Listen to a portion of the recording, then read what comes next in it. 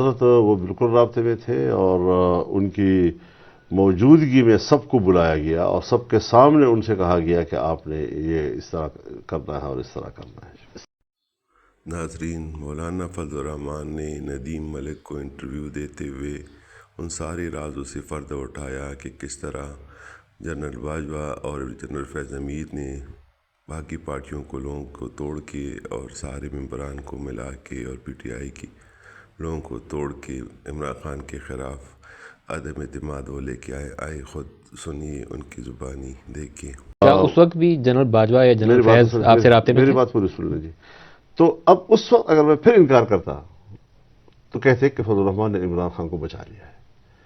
تو یہ وہ چیزیں تھی کہ میں صرف اس لیے آپ کے سامنے ذکر کرنا چاہتا ہوں کہ تاریخ کے اوراق پر حقائق تو کسی وقت تو آیا نہیں۔ کیا اس وقت جنرل باجوہ اور جنرل فیض آپ سے رابطے میں تھے جب یہ لوگ ٹوٹ کے پی ٹی آئی سے اور ایم کیو ایم اور باپ پارٹی ادھر آ چکے تھے؟ حضرت وہ بالکل رابطے میں تھے اور ان کی موجودگی میں سب کو بلایا گیا اور سب کے سامنے ان سے کہا گیا کہ آپ نے یہ اس طرح کرنا ہے اور اس طرح کرنا ہے۔ سب کون تھے وہ؟ سب پارٹیاں، نون لیگ اور پیپلز سب پارٹی؟ پارٹیاں، اور یہ کہنا مت لیں آپ، اور ان کو کس نے کہا کہ یہ کرنا ہے؟ سب پارٹیاں۔ کس سب نے کہا پارٹیاں۔ یہ کرنا؟ باجوہ صاحب اور فیض حمید صاحب دونوں تھے۔ کیا کہا انہوں نے؟ یہی کہا کہ آپ لوگوں نے کیا کرنا ہے، کس طرح چلنا ہے، کیا کرنا ہے۔ نو کانفیڈنس کے حوالے سے دونوں نے، اور سب نے اس کے اوپر ہاں میں ہاں بھری۔ پھر تو یہ کہنا چاہیے کہ موو جو تھی وہ ادھر سے تھی، تو نون لیگ اور پیپلز پارٹی نے صرف مہر لگا دی اس آپ کے اوپر۔ واقعی صحیح صحافی ہیں، آپ نے بات نکال ہی لی ہم سے، تو پھر مہر لگا دی نون لیگ اور پیپلز پارٹی نے اوپر سے مہر لگا دی۔ مہر لگا دی۔ تو پھر تو ان کو مزہ پی ڈی ایم کو جو کچھ پھر مشکلات پیش آئی ہیں، جو اکنامک ڈیفیکلٹیز پیش آئی ہیں، پھر تو I think P M L N deserve کرتی ہے کہ ان کو جو کچھ ہوا ہے۔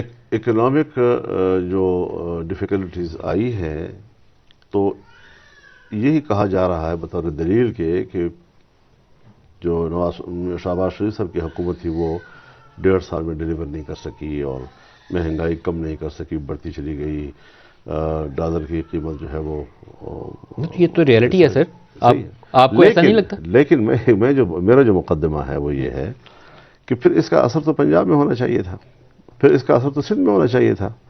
یہ صرف کے پی کے اندر ہمارے اوپر کیوں بم چھوڑا گیا اور ہمیں اس کا نشانہ کیوں بنایا گیا؟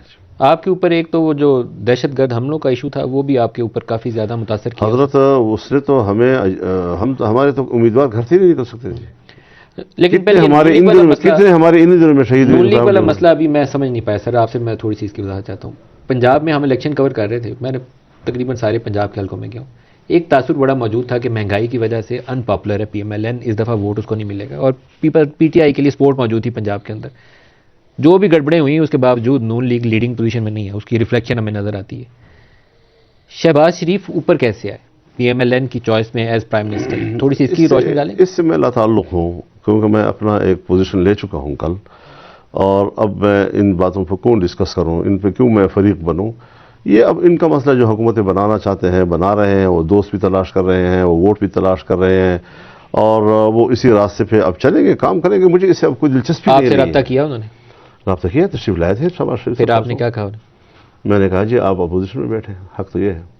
پھر انہوں نے جواب کیا دیا؟ چلے گئے بغیر جواب دیے؟ جی۔ نواز شریف صاحب نے آپ کو کال نہیں کیا؟ نہیں، ہم کا کال نہیں۔